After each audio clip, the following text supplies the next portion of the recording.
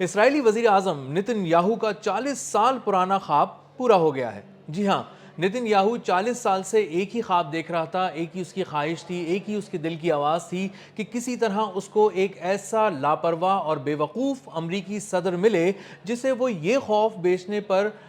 بیچ سکے کہ وہ ایران پر حملہ کر دے۔ ایران ایک بہت بڑا خطرہ ہے دنیا کے لیے، اور وہ ایران پر چڑھ دوڑے اور اندھا دھند چڑھ دوڑے اور بغیر پلاننگ کے چڑھ دوڑے اور صرف اس کی خواہش پر چڑھ دوڑے۔ اور ایسا ہی ایک صدر اس کو امریکی جو ڈونلڈ ٹرمپ کی صورت میں مل گیا، اور ڈونلڈ ٹرمپ نے بغیر کسی پلاننگ کے اس جنگ میں امریکہ کو جھونک دیا، اور امریکہ کی پوری فورس کو جھونک دیا، پوری طاقت کو جھونک دیا، امریکہ کی پوری معیشت کو جھونک دیا، اور امریکہ کے پورے مستقبل کو جھونک دیا۔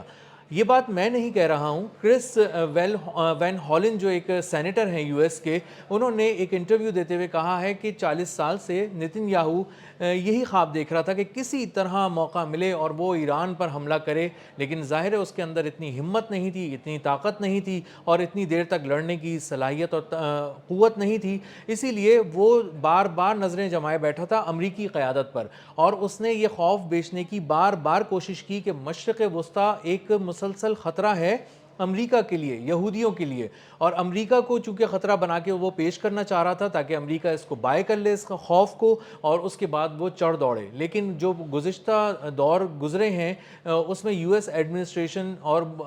کچھ ایسے صدور گزرے جنہوں نے اس بات کو سنا تو صحیح، اور مشرق وسطیٰ کی حد تک وہ آئے بھی، انہوں نے جنگ بھی چھیڑی، عراق میں جنگ چھیڑی، لیبیا میں بھی آئے، اور ہر جگہ انہوں نے اپنے آپریشنز کیے، لیکن افغانستان تک چلے گئے، لیکن وہ ایران نہیں گئے، کیونکہ انہیں پتا تھا کہ ایران ایک ایسا ملک ہے جو ترنے والا نہیں ہے، جہاں جانے کے لیے بہت سوچ بچار کی ضرورت ہے، ایک منظم منصوبہ بندی کی ضرورت ہے، حکمت عملی کی ضرورت ہے، اور باقاعدہ اس کے لیے ایک بیانیہ بھی چاہیے ہوگا، اس کے لیے قوت بھی چاہیے ہوگی، اور وہاں جب آپ جا کے ان کے سر پہ کھڑے ہو جائیں گے جنگ مسلط کرنے کے لیے، تو وہ خاموش نہیں بیٹھیں گے، وہ جواب دیں گے، اور ان کا جواب بہت بھرپور اور بہت کیلکولیٹڈ ہوگا، اور اس جواب اور اس کیلکولیٹڈ رد عمل کو فیس کرنے کے لیے ان کے پاس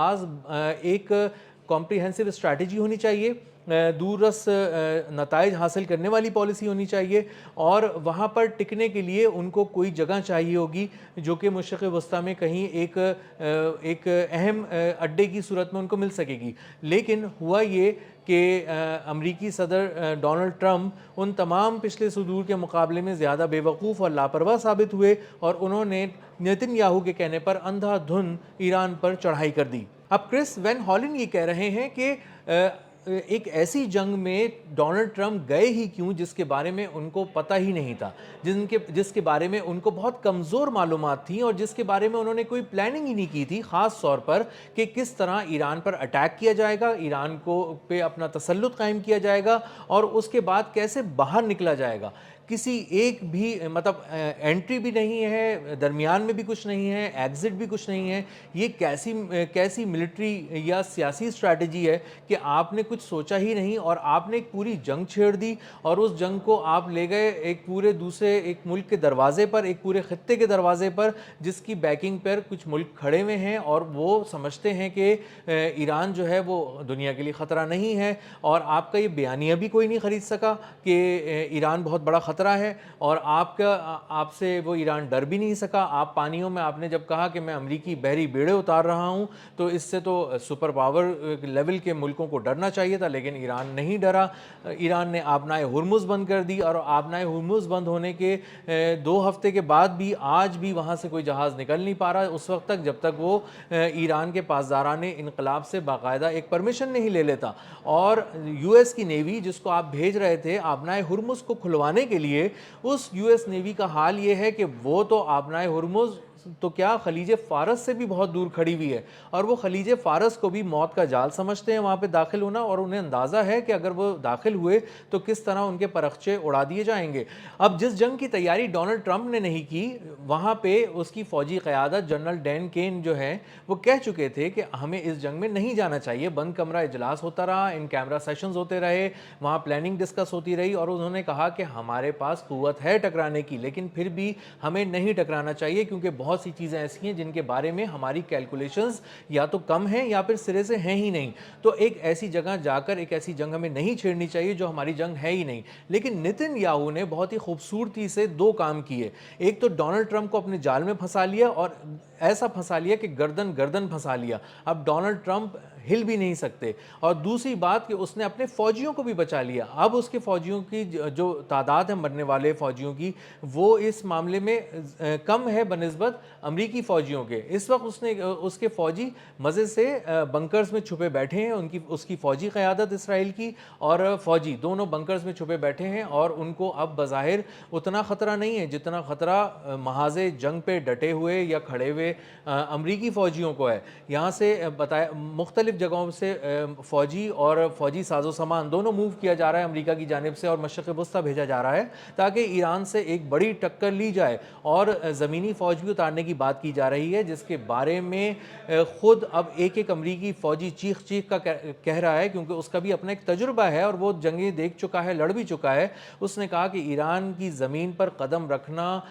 تابوت میں بند ہونے کے جیسا ہے اور وہاں اترنے والے تمام فوجی تابوت میں بند ہو کر دوبارہ اپنے اپنے شہروں میں امریکہ پہنچیں گے. اور اسی لیے جب ہم دیکھ رہے ہیں وہ مناظر کہ جس میں امریکی فوجی رخصت ہو رہے ہیں امریکہ سے ایران کی جانب جب جا رہے ہیں تو وہ رو رہے ہیں, اپنے گھر والوں سے گلے لگ کر مل رہے ہیں, سیلفیز کھینچ رہے ہیں. ان کے گھر والے بھی کچھ ایسی یادگار تصویریں کھینچ رہے ہیں جس کے بارے میں ان کے دل میں یہی خدشہ ہے کہیں نہ کہیں کہ یہ تصویریں شاید آخری ہوں گی, یادگار ہوں گی اور ہمارے پیارے اب دوبارہ اس محاذ جنگ سے واپس نہیں آ سکیں گے. اسی طرح ہم نے دیکھا کہ جرالڈ آر فورڈ جو سب سے بڑا امریکی بحری بیڑا ہے, جدید بھی بہت ہے, وہ جب روانہ کیا گیا مشرق وسطیٰ میں ایک مہم کے لیے ایران کے خلاف تو اس پہ جو فوجی تعینات تھے انہوں نے کوشش یہی کی کہ کسی طرح وہ رک جائیں اور انہیں نہ جانا پڑے. اس کے لیے احتجاجاً انہوں نے اپنی ٹی شرٹس اور اپنے کچھ کپڑے جو ہیں وہ ٹوائلٹس کے پائپس میں پھنسا دیے جس کی وجہ سے وہ ٹوائلٹس کلاگ کر گئے, بند ہو گئے اور وہاں گٹر بہنا شروع ہو گئے اور وہ پورا امریکی بحری بیڑا جو ہے وہ ایک گندے نالے کا منظر پیش کرنے لگا اور اس کو ٹھیک بھی نہیں کیا جا سکتا کیونکہ وہ ساری چیزیں جو ہے وہ ایک جگہ ڈاک کرنا پڑتا ہے. اس کے لیے امریکی بحری بیڑے کو کھڑا کرنا پڑتا ہے, اس کے بعد اس کی صفائی ہوتی ہے اور اس میں بھی کئی لاکھ ڈالر خرچہ آتا ہے. تو یہ خاموش احتجاج امریکی فوجی کر رہے ہیں کیونکہ وہ اس بات کو سمجھ رہے ہیں کہ وہ جو تھوڑی بہت چیزیں گراؤنڈ پہ رہ کر دیکھ رہے ہیں انہیں اتنا صاف نظر آ رہا ہے کہ ایران کی جنگ اتنی جلدی ختم ہونے والی نہیں ہے اور اتنی آسان نہیں ہے. اور وہ حیران بھی ہیں امریکی قیادت کو یہ بات کیوں سمجھ میں نہیں آ رہی جبکہ یہ ایک عام سے فوجی کو سمجھ میں آ رہی ہے. لیکن اب ان کو یہ واضح ہونے لگا ہے خود امریکہ کے اندر بھی جب اوپینین پول لیے جا رہے ہیں, جب سرویز کیے جا رہے ہیں تو اندازہ ہو رہا ہے کہ اب 80% تک امریکی یہ کہہ رہے ہیں کہ ہمیں اس جنگ میں نہیں جانا چاہیے تھا. ہم کس کے کہنے پہ یہ جنگ میں چلے گئے, ہم کیا سوچ کر یہ جنگ میں چلے گئے. تو ان دونوں سوالوں کا جواب یہ ہے کہ امریکہ نیتن یاہو کے 40 سالہ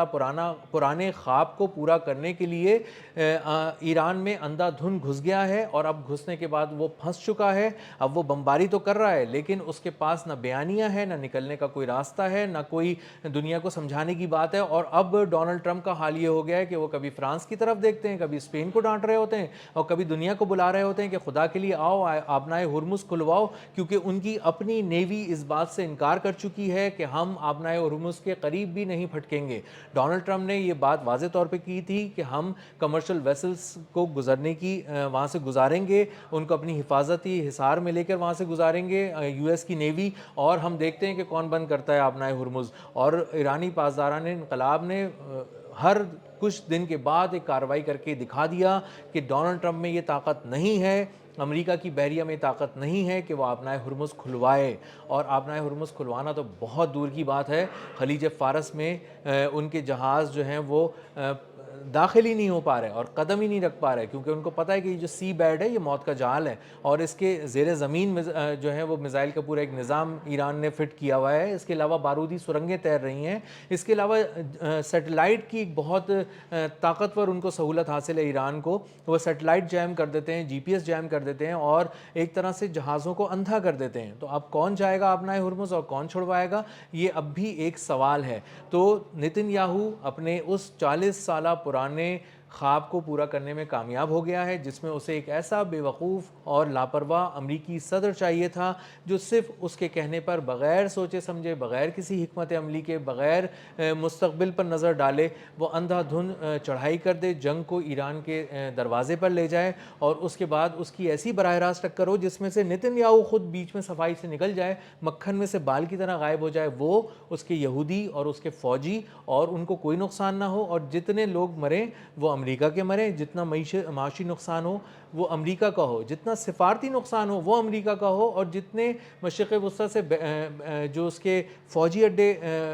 کے نام پہ جو اس کے پاؤں جمے ہوئے تھے وہ اکھڑ گئے، وہ نقصان بھی امریکہ کو ہو رہا ہے۔ اور اب عرب ممالک مجموعی طور پہ اس جنگ کا ایک خوفناک نتیجہ امریکہ کے حق میں یہ نکلا، امریکہ کے خلاف یہ آیا ہے کہ اب عرب ممالک کو یہ اندازہ ہو گیا ہے کہ امریکہ اتنی قوت نہیں رکھتا کہ وہ نیٹ سیکیورٹی پرووائڈر بن جائے، وہ خطے میں آپ کو تحفظ دے سکے، اور اس سے دوستی کرنے کے بعد آپ دنیا میں ہر جگہ بہت فخر سے اور بہت اعتماد سے سر اٹھا کر جی سکیں، چل پھر سکیں کہ ہمارے سر پہ تو ایک بہت ہی بڑی دفاعی سپر پاور کا ہاتھ ہے اور ہمیں کوئی ہاتھ نہیں لگا سکتا۔ نتن یاہو نے امریکہ، اس کے حال، اس کے مستقبل، اس کی پالیسیز، اس کے سفارتی تعلقات، اس کے سیاسی معاملات، اس کے بیانیے اور اس کی فوجی طاقت کے